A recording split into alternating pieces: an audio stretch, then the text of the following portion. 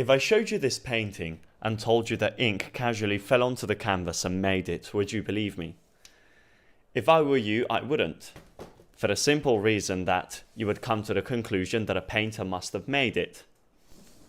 Now, if we think about the universe though, don't you think that coming to the conclusion that the universe was created by randomness sounds completely absurd? Now, obviously there is a chance for ink to actually fall onto a canvas and make such a painting, but it is so slim that you would never even come to such a conclusion, would you? In the Quran, Allah challenges us with three simple questions. Were they created by nothing?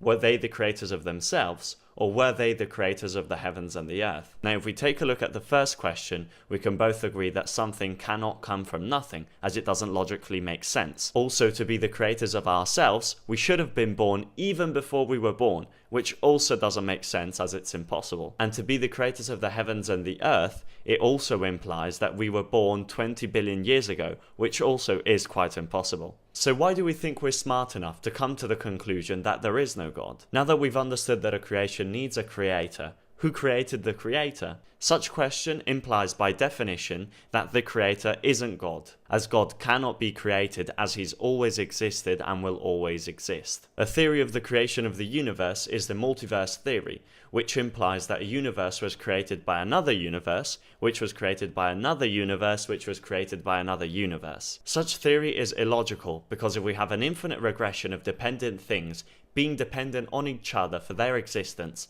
nothing starts and nothing ends, so nothing exists. Well, now you could say, okay, I agree with you, God does exist, but how do we know that there isn't more than one God? Let's take this example. Let's say you were in a car with your friend and you both had a steering wheel. Only two things can happen. You either both agree on steering the wheel in the same direction, which demonstrates that you are both dependent on each other, or you both go in the opposite direction, meaning that one of you overpowers the other, meaning that the one that got overpowered cannot be God as God is omnipotent.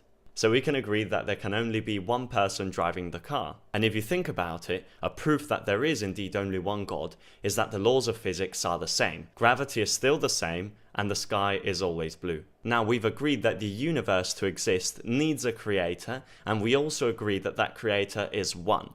But why should I choose a religion? Why should I be restricted by a specific way of life? If you think about it, life without direction, not only is it terrifying, but it's chaotic. We can all agree that we do need direction to live, which is proven by the fact that laws exist in different countries. But the problem with human laws in most countries is that they constantly change, which proves that humans do not know what is 100% wrong or right. So how can we be sure that the laws of our country that we are following are indeed the right ones and not the wrong ones? The only way to know if what you are following is actually 100% right is if you're following that which God dictates, for the simple reason that God created the universe and life, which implies that he must know everything that is right and wrong, as God knows everything. But now that we think about it, why should God even reveal anything to humankind? Why does he need to? Let's take this example. If you go to a car dealership and you buy a car that you really want, let's say you have no clue how to drive a car and you try driving it on the first day that you bought it, will you drive it correctly? Obviously you wouldn't, you'd probably go crashing after 5 meters of driving it. That is why an instructions manual exists, so that he who buys the car knows how to drive it.